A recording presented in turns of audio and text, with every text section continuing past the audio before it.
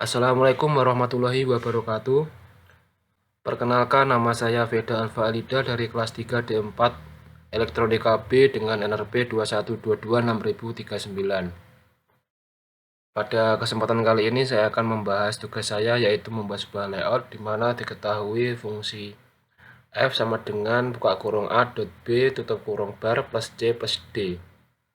Nah, dalam membuat sebuah rangkaian layout dibutuhkan sebuah transistor, yaitu PMOS dan juga NMOS.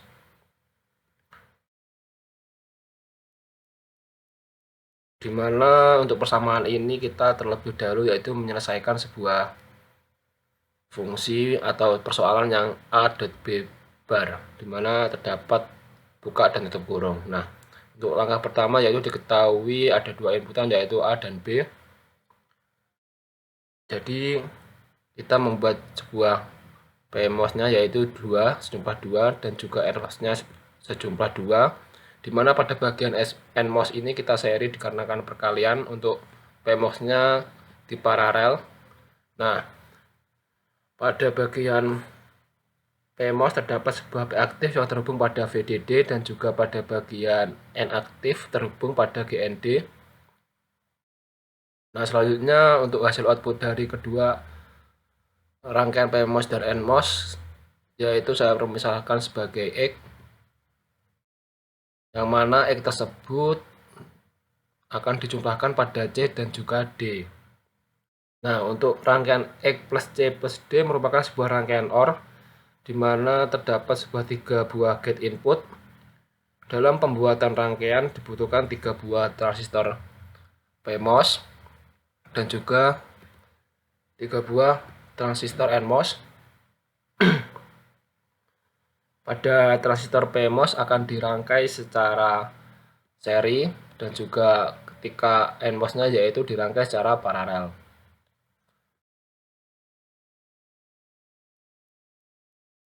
Di mana untuk VDD akan diteruskan pada rangkaian PMOS dan NMOS-nya mendapat sebuah ground. Dari hasil outputnya, dari rangkaian ini akan menghasilkan berupa nilai yang terbalik atau invert, sehingga untuk menyelesaikan permasalahan tersebut dibutuhkan rangkaian inverter sebelum nantinya akan menjadi output Y ataupun juga atau F. Ini merupakan sebuah rangkaian inverter yang menghasilkan output berupa Y. Nah, untuk output sendiri ini terdiri dari satu buah transistor PMOS dan yang dihubungkan dengan VDD dan juga rangkaian NMOS yang terhubung dengan ground. Kemudian kedua transistor ini akan saling dihubungkan satu sama lain, yang mana hasilnya nanti akan berupa sebuah nilai Y. Selanjutnya langkah berikutnya yaitu kita cek DRC dulu apakah terdapat error bukan atau tidak, di mana letaknya ada di tools DRC hierarchical check. 0 error found, berarti tidak terdapat error. Kemudian akan saya simulasikan terlebih dahulu. Kita hapus pada bagian net yang tidak digunakan.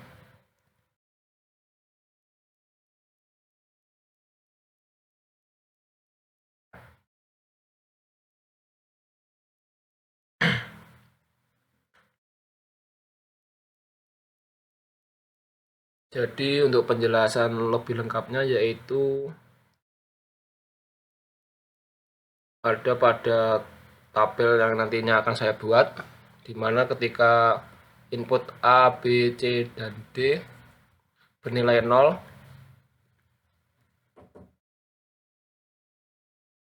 maka hasil outputnya akan bernilai 1. Nah, hasil output tersebut akan bernilai 1 terus sampai ketika terdapat perubahan pada logika ketika A dan B bernilai 1 dan CD bernilai 0.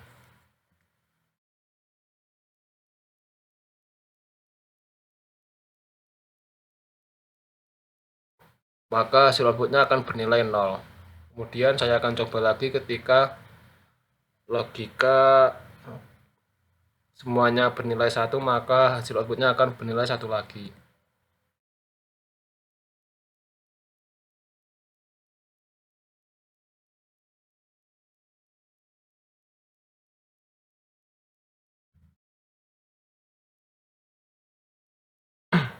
Jadi dapat disimpulkan yaitu bila salah satu input dari C atau D bernilai 1, maka akan didapatkan hasil output high atau 1. Selama input A dan B tidak bernilai 1, maka keduanya dan input C atau D bernilai 1, maka output yang dihasilkan adalah 1 atau high. Namun ketika input A dan B bernilai 1 untuk keduanya, dan input C dan D bernilai 0, maka akan didapatkan hasil berupa outputnya bernilai 0 ataupun low. Cukup sekian presentasi dari saya, ada kurang lebihnya mohon maaf. Assalamualaikum warahmatullahi wabarakatuh.